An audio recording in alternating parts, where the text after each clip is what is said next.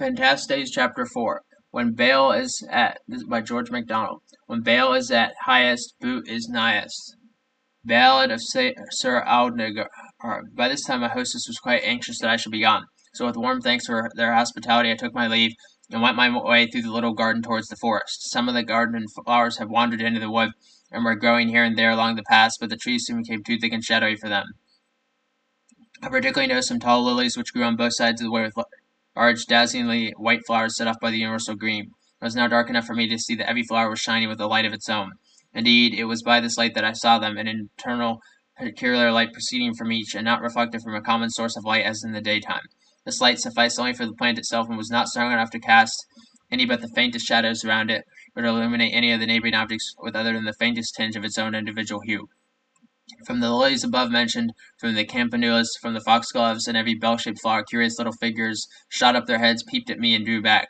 They seemed to inhabit them as snails their shells, but I was sure some of them were intruders, and belonged to gnomes or goblin fairies who inhabit the ground and earthy creeping plants.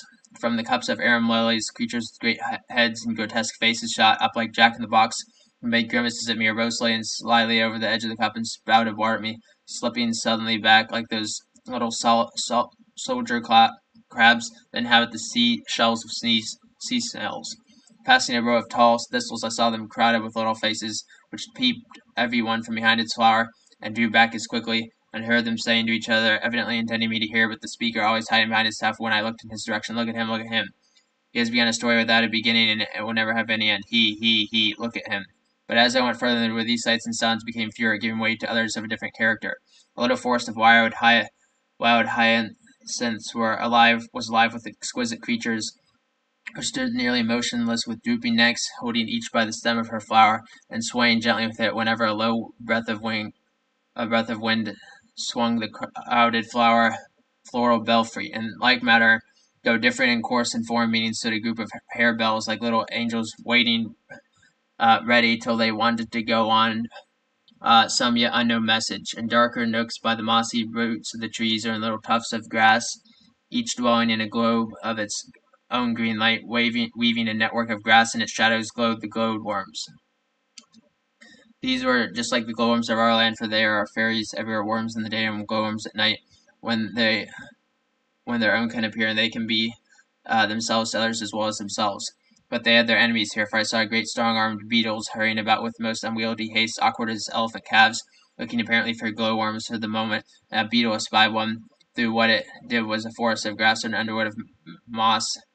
It pounced upon it and bore it away in spite of its feeble resistance. Wondering what the object could be, I watched one of the beetles, and then I discovered a thing I could not account for.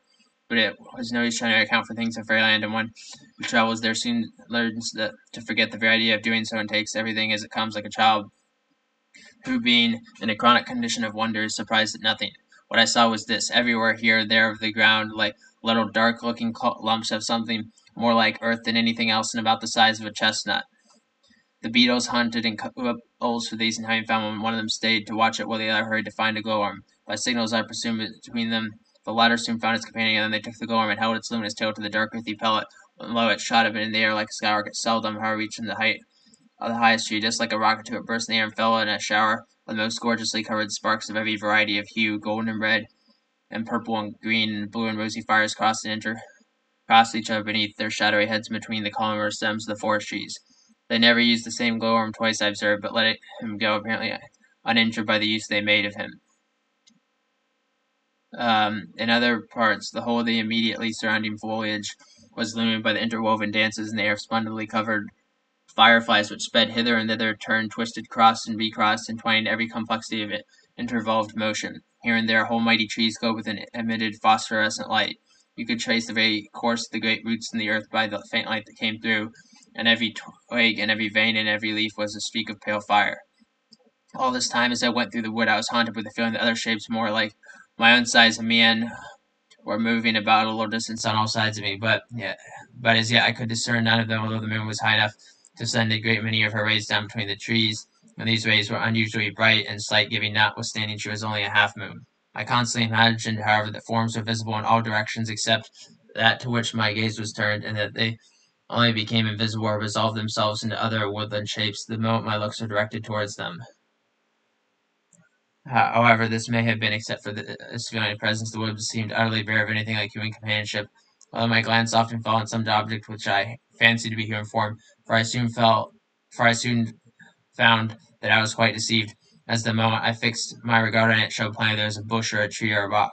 Soon a vague sense of discomfort possessed me. With variations of relief, this gradually increased, as if some evil thing were wandering about my neighborhood, sometimes near and sometimes further off, but still approaching. The feeling continued and deepened until all my pleasure in the shows of various kinds that everywhere betokened the presence of the mere fairies vanished by degrees and left me full of anxiety and fear, which I was unable to associate with any definite object whatever. At length the thought crossed my mind with horror, can it be possible that the ash is looking for me? But then as night wanderings, his path is gradually verging toward mine. I comforted myself, however, I remember that he had started in quite another direction when the would lead him if he kept it far apart from me, especially as for the last 2 or 3 hours I've been diligently journeying eastward. I kept on my way, therefore, striving by direct effort of the will against the encroaching fear, and to this end occupying my mind as much as I could with other thoughts. I was so far successful that, although I was conscious if I yielded for a moment I should be almost overwhelmed with horror, I was not yet able to walk right on for an hour or more. What I feared I could not tell. Indeed, I was left in a state of the vaguest uncertainty as regarded the nature of my enemy, and I knew not the mode or object of his attacks, or somehow none of my questions had succeeded in drawing a definite answer from the dame in the cottage. How then to defend myself I knew not, or even by what sight I might with certainty recognize the presence of my foe, for uh, as yet this vague though powerful fear was all the indication of danger I had. To add to my distress, the clouds in the west had risen nearly to the top of the skies, and they and the moon were traveling slowly towards each other. Indeed, some of their advancing guard had already met her, and she began to wade through a filmy vapor that gradually deepened. At length she was for a moment almost entirely obscured. When she shone out again with a brilliancy increased by the contrast, I saw plainly the path before me from around which at this spot the trees receded, leaving only a small space of green sward, the shadow of a large hand with knotty joints and protuberances here and there. Especially I remarked even in the midst of my fear, the bulbous points of the fingers. I looked hurriedly all around, but I could see nothing from which such a shadow should fall. Now, however, that I had a direction, however undetermined, which to project my apprehension, the very sense of danger and need of action overcame that stifling which is the worst property of fear. I reflected a moment that if this indeed were a shadow, it would be useless to look for the object that cast it in any other direction than between the shadow and the moon. I looked and peered and intensified my vision, all to no purpose. I could see nothing of that kind, not even an ash tree in the neighborhood. Still the shadow remained, not steady, but moving to and from. Once I saw the fingers close and grind themselves close like the claws of a wild animal, as if in uncontrollable longing for some anticipated prey.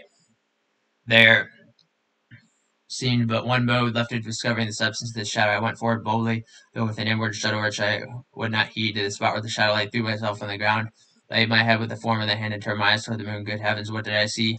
I wondered that I ever arose, and that the very shadow of the hand did not hold me where I lay until fear had frozen my brain. I saw the strangest figure, vague, shadowy, almost transparent in the central parts, and gradually deepening in substance toward the outside until it ended in extremities, with a fluctuating pulsatory visibility, not from changes in the light reflected, but from changes in its own conditions of reflecting power, the alterations being from within, not from without. It was horrible. I do not know how to describe it. It caused a new sensation. Just as one cannot translate a horrible odor, a ghastly pain, or fearful soul into words, so I cannot describe this new form of awful hideousness. I can only try to describe something that is not, but seems somewhat parallel to it, or at least is suggested by it. It reminded me of what I heard of vampires. The face resembled that of a corpse more than anything else I can think of, especially when I can conceive such a face in motion, but not suggesting any life as the source of the motion. The features were rather handsome than otherwise, except the mouth, which had scarcely a curve in it. The lips were of equal thickness, but the thickness was not at all remarkable, even though they looked slightly swollen. They seemed fixedly open, but they were not wide apart. Of course, I did not remark these lying immense at the time. I was too horrified for that. I noted them afterwards when the form returned on my inward sight with a vividness too intense to admit of my doubting the accuracy of the reflex. But the most awful of the features were the eyes. These were alive, yet not with life. They seemed lighted up with an infinite greed, an iron ferocity which devoured the devourer seemed to be the indwelling and propelling power of the whole ghostly apparition. I lay for a few minutes, simply imbued with terror, brooded with terror, when another cloud obscuring the moon delivered me from the immediately paralyzing effects of the presence of the vision of the object of horror, while it added to the force of imagination the power of fear within me, and as much knowing for I worse cause for apprehension than Before I remained equally ignorant from what I had to defend myself or how to take any precautions. He might be upon me in the darkness any moment. I sprang to my feet and sped, I knew not whither, only away from the spectre. I thought no longer of the path and only narrowly escaped dashing myself against the tree in my headlong flight of fear. Great drops of rain began to patter on the leaves. Thunder began to mutter, then growl in the distance. I ran on. The rain fell heavier. At length the thick leaves could hold it up no longer. Like a second firmament, they poured the torrents on the earth. I was soon drenched, but that was nothing. I came to a small, swollen stream that rushed through the woods. I had a vague hope that if I crossed the stream I should be in safety from my pursuer, but I soon found that my hope was as false as it was vague. I dashed across the stream, ascended a rising ground, and reached a more open space where stood only great trees. Through them I directed my way, holding eastward as near as I could guess, but not at all certain that I was not moving in an opposite direction. My mind was just reviving a little from its extreme terror when suddenly a flash of lightning, or rather a cataract of successive flashes behind me, seemed to throw on my ground in front of me, but far more faintly than before. From the extent of the source of the light, the shadow of the same horrible hand. I sprang forward, stung to yet wilder speed, but had not run many steps before my foot slipped, and vainly attempting to recover myself, I fell at the foot of one of the large trees. Half stunned, I raised myself and almost involuntarily looked back. All I saw now was the hand within 3 feet of my face, but at the same moment I felt two large soft arms thrown around me from behind, a woman-like voice to say, "Do not fear the goblin, he dares not hurt you now." With that the hand was suddenly withdrawn as from a fire and disappeared in the darkness and the rain. Overcome with the mingling of terror and joy, I lay for some time almost insensible. The first thing I remember is the sound of a voice above me, full and low and strangely reminded me of the sound of a gentle wind amidst the leaves of a great tree. It murmured over and over again, I may love him, for he is a man, and I am only a beech tree." I found I was seated on the ground, leaning against the human form, and supported still by the arms around me, which I knew to be those of a woman who must be rather above the human size and largely proportioned. I turned my head, but without moving otherwise, for I feared lest the arms should untwine themselves, and clear, somewhat mournful eyes met mine. At least, that is how they impressed me, but I could see very little of color or outline as we sat in the dark and rainy shadow of the tree. The face seemed very lovely and solemn from its stillness, with the aspect of one who is quite content but waiting for something. I saw my conjecture from her arms was correct. She was above the human scale throughout, but not greatly. "Why do you call yourself a beech tree?" I said. "Because I am one," she replied, in the same low, musical, murmuring voice. "You are a woman," I replied. "Do you think so? I am very like a woman, then. You are a very beautiful woman. Is it possible we should not know it? I'm very glad you think so. I fancy I feel like a woman sometimes. I do so tonight, and always when the rain drips from my hair. For there is no prophecy or words that one day we shall all be men and women like you. Do you know anything about in your region? Shall I be very happy when I'm a woman? I fear not, for it is always in nights like these that I feel like one, but I long to be a woman for all that." I had let her talk on, for her voice is like a solution for all musical sounds. I now told her that I could hardly say whether the woman were happy or not. I knew one who had not been happy, and for my part, I had often longed for fairy land as she now longed for the world of men. But then neither of us had lived long, and perhaps people grew happier as they grew older. Only I doubted it. I could not help sighing. She felt for the side, for her arms were still around me. She asked me how old I was. 21, said I. "Why, you baby," she said, and kissed me with the sweetest kiss of winds and odors. There was a cool faithfulness in the kiss that revived my heart wonderfully. I feared that I feared the dreadful ash no more. "What did the horrible ash want with me?" I said. "I'm not quite sure, but I think he wants to bury you at the foot of his tree. But he shall not touch you, my child. Are all the ash trees as dreadful as he? Oh no, they are all disagreeable, selfish creatures. What horrible men they will make if it be true. But this one has a hole in his heart that nobody knows of what but one or two, and he is always trying to fill it up, but he cannot. That must be what he wanted you for. I wonder if he will be a man. If he is, I hope they will kill him. How kind of you to save me from him. I will take care that he shall not come near you again. But there are some in this wood more like me, from whom, alas, I cannot protect you. Only if you see any of them very beautiful, try to walk around them. What then? I cannot tell you more. But now I must tie some of my hair around you, and then the ash will not touch you. Here, cut some off. You men have strange things cutting about you." She shook her long hair loose over me, never moving her arms. "I cannot cut your beautiful hair. It would be a shame. Now cut my hair. It will have grown long enough before any is wanted again in this wild forest. Perhaps it may never be of any use again, not till I am a woman." And she sighed. As gently as I could, I cut with a knife a long tress of flowing dark hair. She hung her beautiful head over me. When I had finished, she shuddered and breathed deep, as one does with an acute pain, steadfastly endured without sign of suffering. is at length relaxed. She then took the hair and tied it round me, singing a strange, sweet song, which I could not understand, but which left into feeling like this.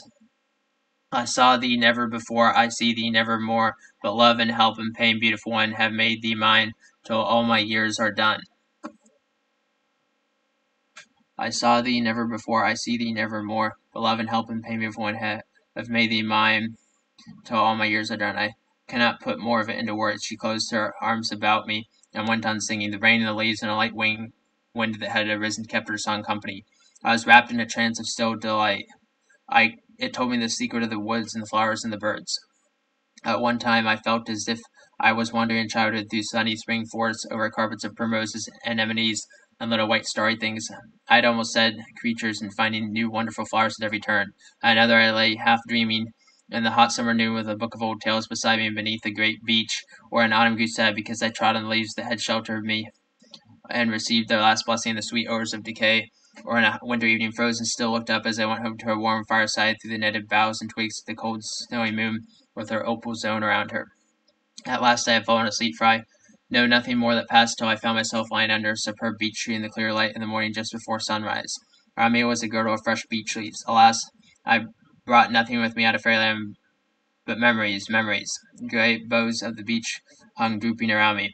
As at my head rose its smooth stem with its great sweeps of curved surface that swelled like undeveloped limbs, the leaves and branches above kept on the song which had sung me asleep, only now to my mind it sounded like a farewell and a speedwell. I sat a long time unwilling to go, but my unfinished story urged me on. I must act and wander. With the sun well risen, I rose and put my arms as far as they would reach around the beech tree and kissed it and said goodbye. As trembling went through the leaves, a few of the last drops of the night's rain fell from them at my feet, and as I walked slowly away, I seemed to hear in a whisper once more words I may love him, for he is a man, and I am only a beech tree. This is the end of chapter 4 from Phantastes by George MacDonald.